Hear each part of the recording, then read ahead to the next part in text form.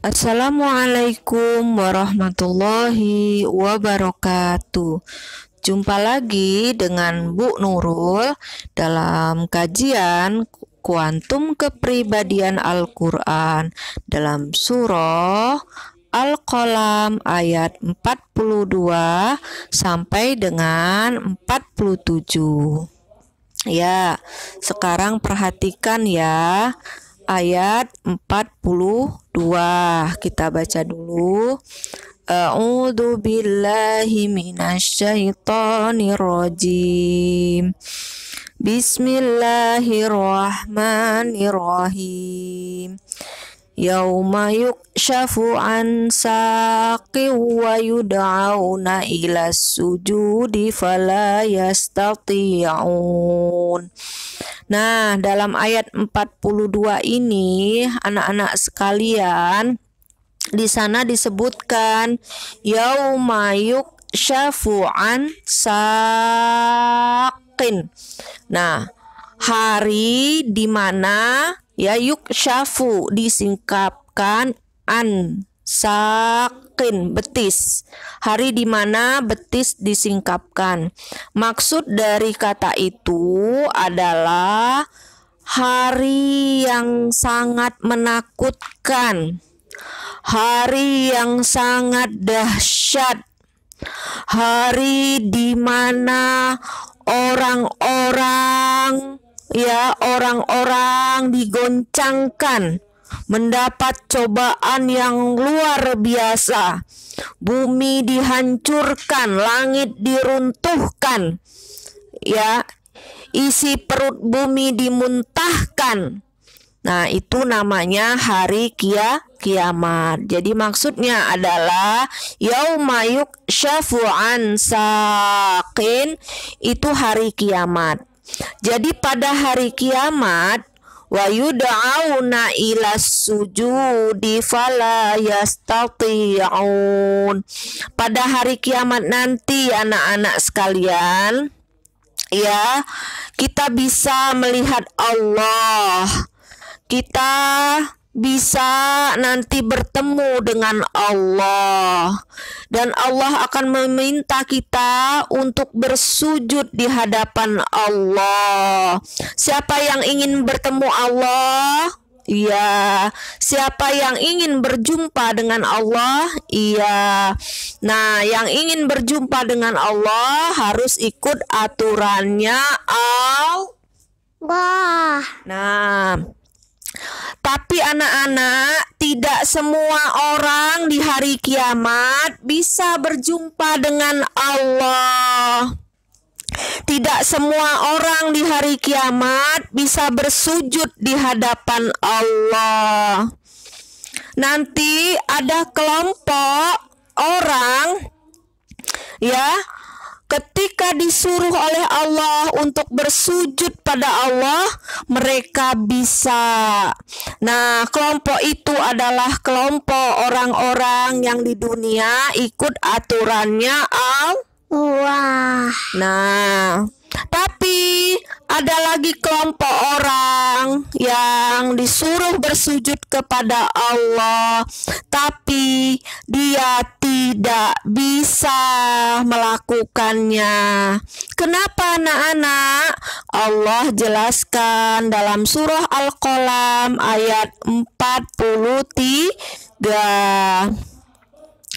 Khasi'atan absaruhum tarhaquhum dhillah wa qad kanu yud'auna ila sujudi wa hum salimun.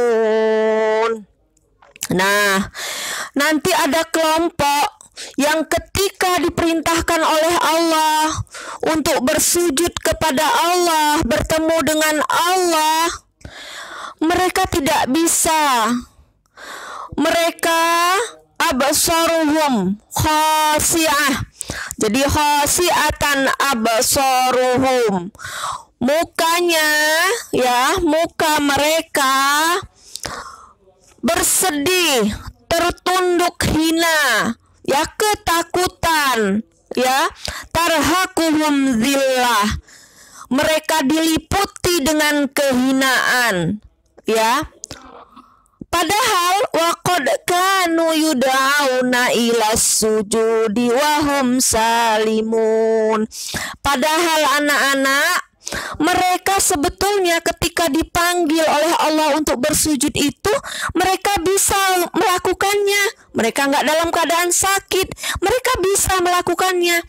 Tetapi mereka tidak mampu untuk melakukannya. Ketika mereka mau bersujud, maka badan mereka langsung tegak berdiri lagi. Mereka mencoba untuk bersujud, langsung punggung mereka tegak berdiri lagi.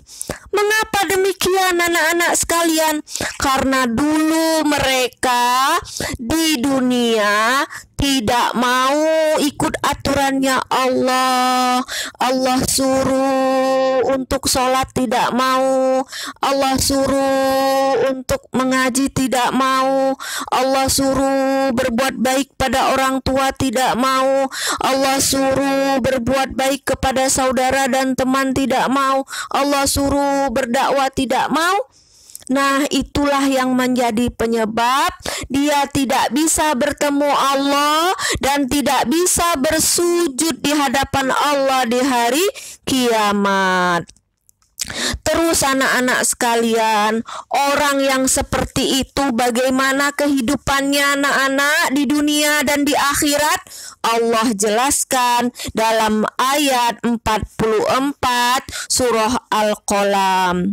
Fadharni wa may yukadzibu bihadzal haditsi sanastadrijuhum min haitsu la ya'lamun.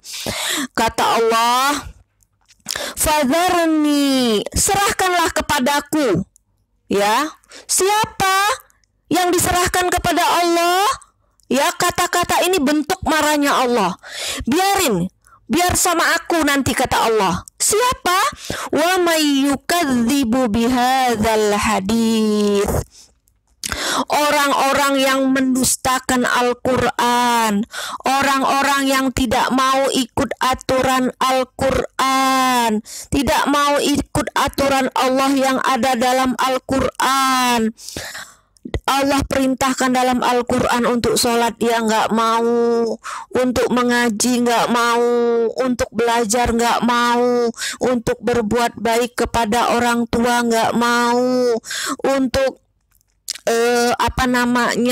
berbuat baik kepada saudara dan teman tidak mau. Kata Allah, orang yang begitu, anak seperti itu, serahkan aja sama saya, kata Allah.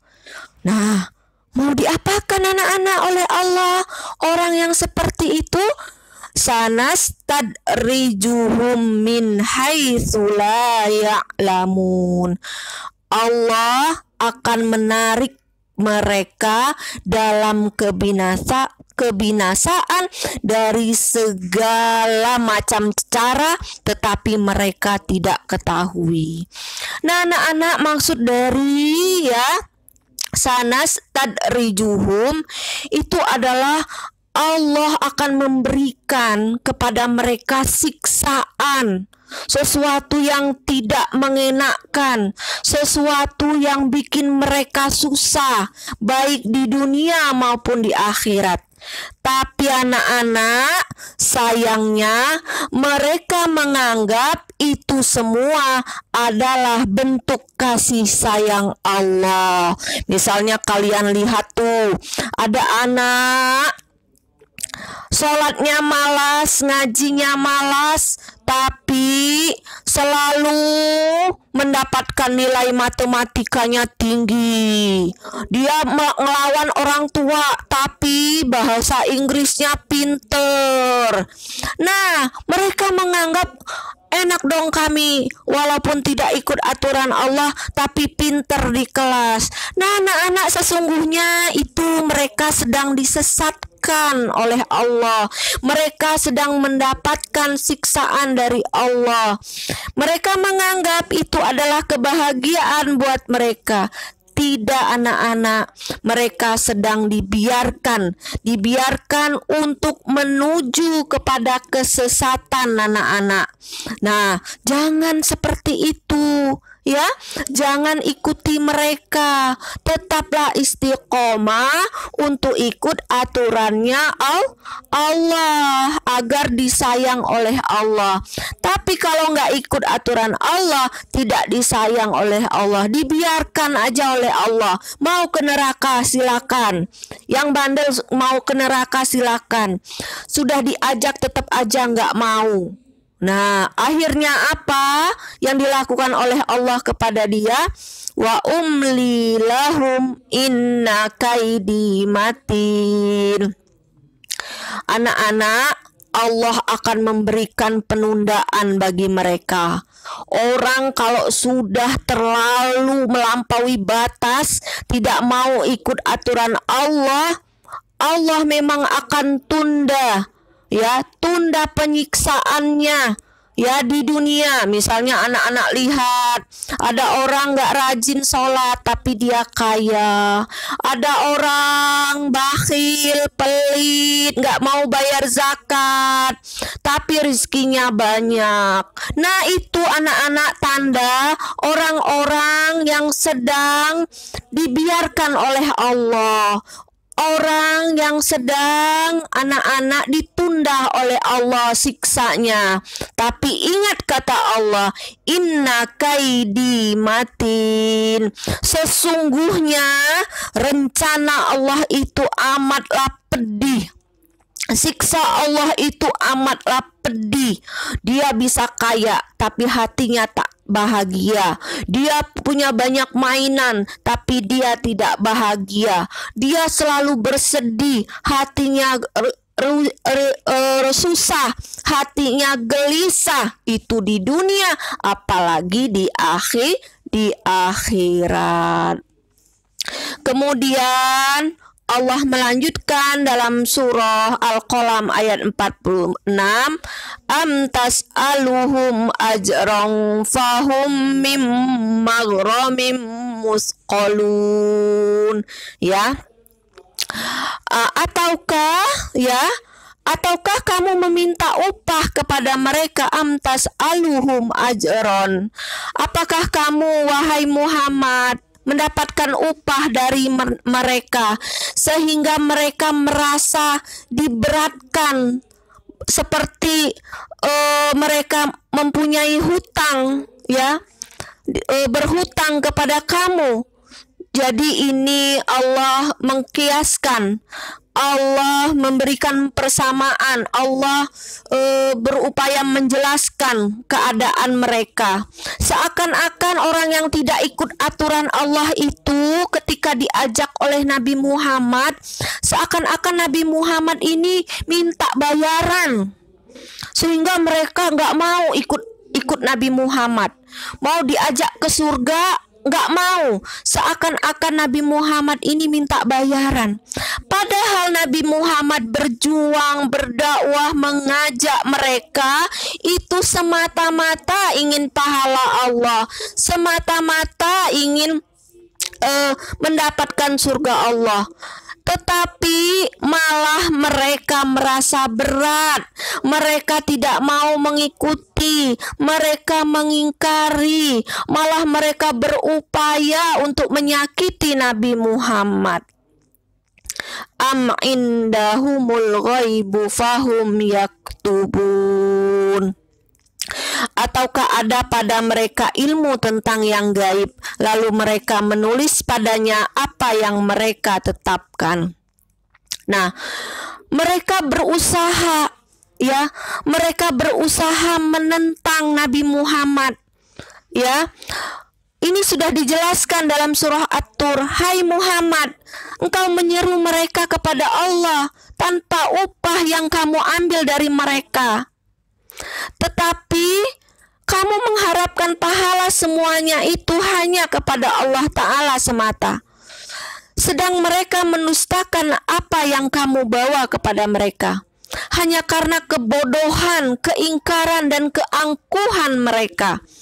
Jadi mereka itu tidak mau ikut aturannya Allah itu karena kebodohan mereka. Mereka enggan ikut aturannya Allah. Mereka mengingkari ayat-ayat Allah dan karena kesombongan mereka.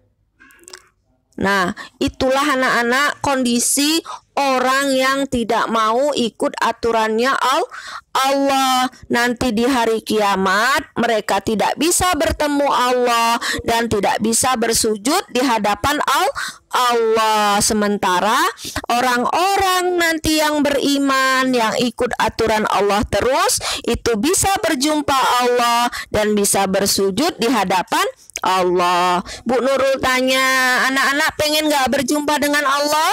Iya. Pengen gak nanti bisa berjumpa dengan Allah dan bersujud di hadapan Allah secara langsung? Melihat Allah? Pengen? Iya. Nah, kalau begitu ikut aturannya Allah. Nah, itu saja dari Bu Nurul. Insya Allah nanti kita jumpa lagi pada kajian kuantum kepribadian Al-Quran. Billahi taufiq wal hidayah. Wassalamualaikum warahmatullahi wabarakatuh. Alhamdulillah.